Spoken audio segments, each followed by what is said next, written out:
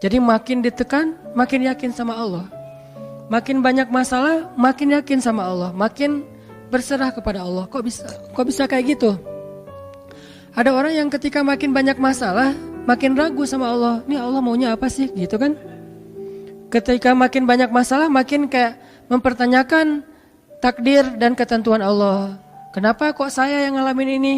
Kenapa saya dari dulu gak selesai-selesai masalahnya? Kenapa justru setelah saya berhijrah malah banyak masalah? Kenapa para sahabat sebaliknya? Makin dikasih ujian, makin wa ma zadahum illa imanan wa taslima. Gak bertambah kecuali iman dan kepasrahan. Jadi dikasih ujian malah makin yakin sama Allah, bukan makin ragu. Misalnya dia ganti nih model transaksi dagangnya, bisnisnya. Yang tadi mungkin syubhat atau haram, sekarang dia pakai model transaksi bisnis yang halal aja deh, yang aman-aman aja. Gara-gara transaksi yang halal malah banyak masalah.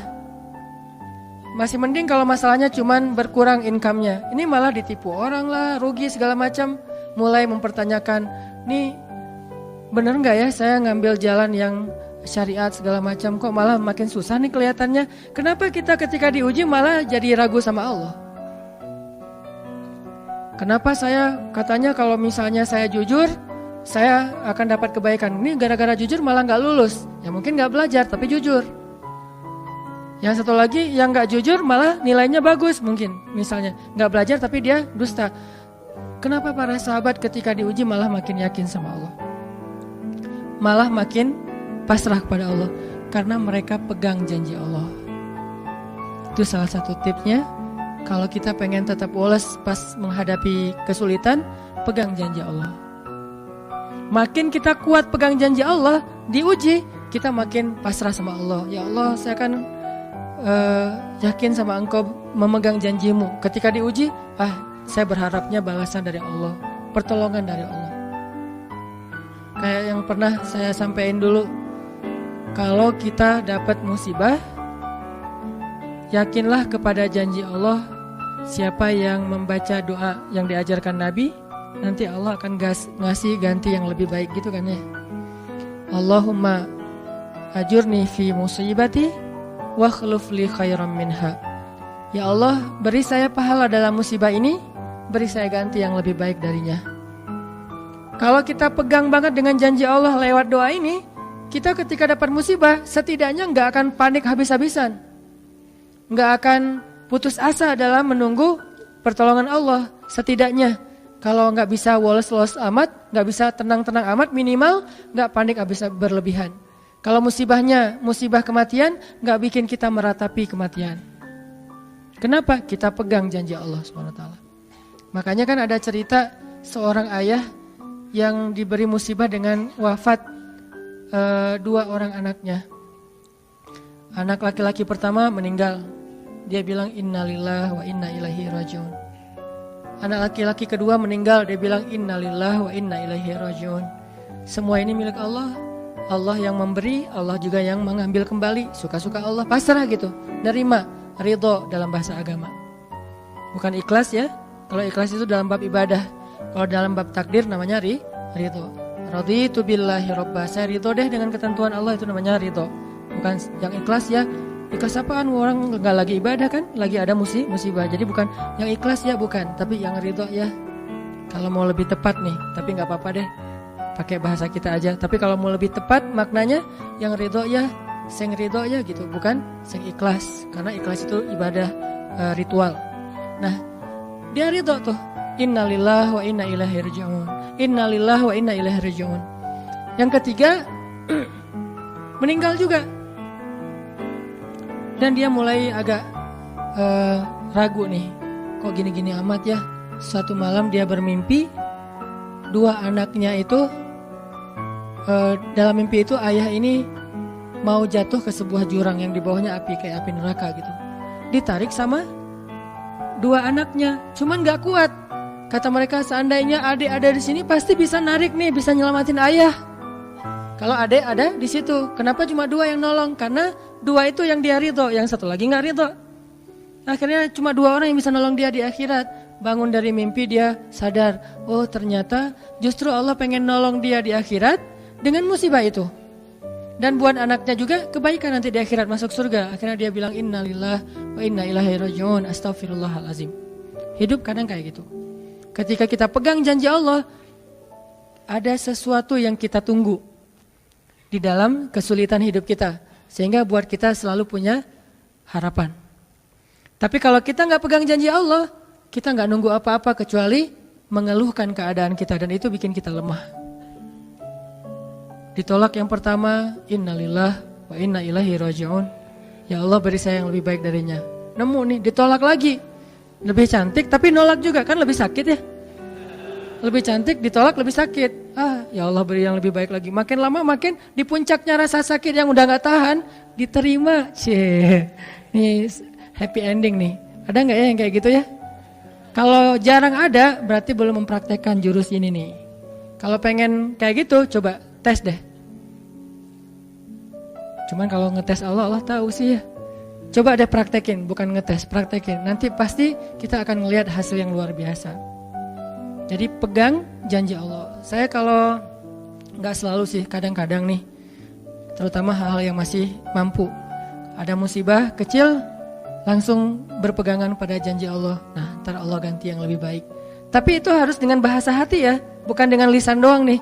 Wa khluf li khairam minha. Hati nggak percaya. Allah kan bermuamalah, berakad dengan kita lewat hati itu teman-teman. Allah nggak berakad dengan kita lewat lisan doang.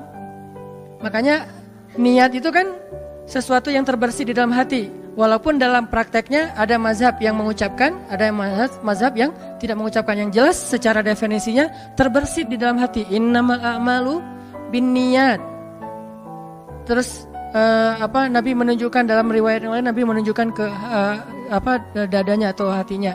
Artinya Allah berakad dengan kita itu dengan hati. Jadi kita kalau mau ditolong Allah, katakan kalimat itu dengan benar-benar yakin di hati kita. Wa khluf li khairam minha. Emang yakin saya Allah bisa ganti nih. Yakin. Gimana caranya? Itu bukan bagian kita, itu bagian Allah. Bagian kita berharap, bagian Allah memberikan cara. Jangan sampai kita mengambil bagian Allah. Pasti kita akan kebingungan. Orang kita bukan Tuhan. Mengambil bagian Allah apa? Harus jelas caranya. Kalau nggak jelas nggak percaya. Terlalu logis. Akhirnya nggak lagi ada ruang untuk kita berharap kepada sesuatu. Jangan mengambil bagian Allah. Gimana caranya? Ya terserah Allah. Yang penting saya berharap Allah ganti yang lebih baik. Ikhtiar urusan kewajiban kita kepada Allah. Bukan cara itu. Kewajiban kita kepada Allah. Ikhtiar itu dalam agama kayak ibadah, sholat, puasa, zakat. Bukan jalan untuk menemukan suatu kebaikan, karena Allah yang menentukan. Kadang-kadang kita ikhtiar ini jalannya dari yang lain. Kita ngejar, ternyata dapatnya justru yang sering pakai curhat. Kan beda-beda kan cara Allah ya. Kita ngejar, gak berhasil, curhat lagi ke teman kita di sebelah. Ternyata dia, bukan dia yang jadi sama dia, kita jadi sama dia gitu maksudnya. Ini artinya emang Allah yang punya cara, asbab, subul. Walladzina jahadu fina lanahdiyannahum subulana. Orang yang bersungguh-sungguh di jalan kami yang akan tunjukkan kepada cara-cara menuju kepada kebaikan. Subul, bukan cuma satu. Kalau satu sabil, ini berarti Allah yang punya cara. Ya Allah, beri saya ganti yang lebih baik. Saya yakin banget nih. Kata teman kita, caranya gimana? Kayaknya mustahil deh. Allah punya cara. Allah bisa mendatangkan sesuatu dengan cara-cara yang kita mengerti, ilmiah, logis. Bisa yang dengan cara yang kita nggak ngerti, nggak ilmiah, nggak logis. Bisa juga dengan sebalik dari apa yang kita ngerti. Kita ngertinya gini, Allah bikin yang sebaliknya. Allah punya banyak cara. Contoh, Allah mendatangkan kita, melahirkan manusia itu dari pasangan ayah dan ibu. Ilmiah, logis, bisa dijelaskan secara keilmuan. Tapi Allah juga bisa mendatangkan seorang anak tanpa ayah seperti Isa dari rahimnya Siti Maryam yang suci. Atau bisa juga mendatangkan seekor onta bukan dari induknya tapi keluar dari batu seperti ontanya Nabi Solih. Allah bisa mendatangkan segala sesuatu dari cara-cara yang yahtasib aula yahtasib. Yang kita mengerti atau kita tidak mengerti. Makanya Allah mengatakan wa yarzuqhu min haitsu la yahtasib. Allah kasih rezeki dari jalan haitsu la yahtasib, yang gak pernah kalian duga. Berarti kalau masih keduga bukan itu jalannya. bisa sih kayaknya jalan ini, bukan itu. Bisa sih ini, bukan itu. Terus jalannya apa? Yakin, itulah jalannya. Allah yang akan mendatangkan dengan surprise. Kayaknya surprise itu lebih seru sih. Dan surprise Allah itu emang pasti. Kalau surprise teman kita pas kita ulang tahun, kenapa ya hari ini kok biasa-biasa aja ya, gak ada yang ngucapin, gak ada yang ngasih hadiah misalnya ya. Kita masih berharap, mungkin mereka pengen ngasih surprise. Nanti malam-malam tiba-tiba saya masuk ke rumah, saya buka pintu rumah saya, tiba-tiba orang udah ngumpul semua di dalam rumah, terus ngasih surprise happy birthday gitu, balon segala macam, gitu-gitu deh. Bisa. Tapi apakah itu terjadi? Belum tentu. Pas kita pulang ke rumah udah siap-siap gitu. Gua mah gak akan kaget lah, yang gitu-gitu pasti udah disiapin. Buka pintu, ngelihat ke dalam, jalan pelan-pelan, nyalain lampu, kosong, gak ada siapa-siapa. Manusia bisa gitu banget kan? Teman kita atau pasangan kita berpikir, pasti dia ingat lah, gak mungkin. Dia gak ingat hari jadian kita, atau hari putus kita terus jadian lagi. Atau hari lahir lah minimal. Pasti dia ingat, tapi belum tentu dia bisa ngasih kita surprise seperti yang kita harapin. Kalaupun dia ngasih surprise, kadang-kadang kado atau hadiahnya itu nggak seperti yang kita harapin. Biasa-biasa aja ternyata. Mungkin dia lagi nipis keuangannya, nggak punya modal apa-apa, ya udah ngasih apa yang ada aja, pulpen, permen. Nah, Allah nggak gitu. Allah kalau ngasih surprise itu benar-benar ngasih dan buat kita benar-benar ngerasa beruntung. Kalau kita percaya, makanya berakatlah dengan Allah lewat hati. Hadza ma wa'adanallahu wa rasuluh wa shadaqallahu wa rasuluh. Benarlah Allah dan Rasul. Hasbiyallah atau apapun ucapan-ucapan belief, termasuk wa khluf li khairam minha, beri saya ganti yang lebih baik darinya. Tapi kita berakad itu dengan hati. Allah tunjukin tuh. Ini yang bisa bikin kita sedikit lebih tenang atau banyak bisa dapat ketenangan kalau kita dalam kondisi yang sulit. Kalau diuji dalam hal-hal yang kayaknya mentok gitu. Mau kemana lagi nih? Mau gimana lagi nih? Mau apa lagi nih? Kan gitu kan?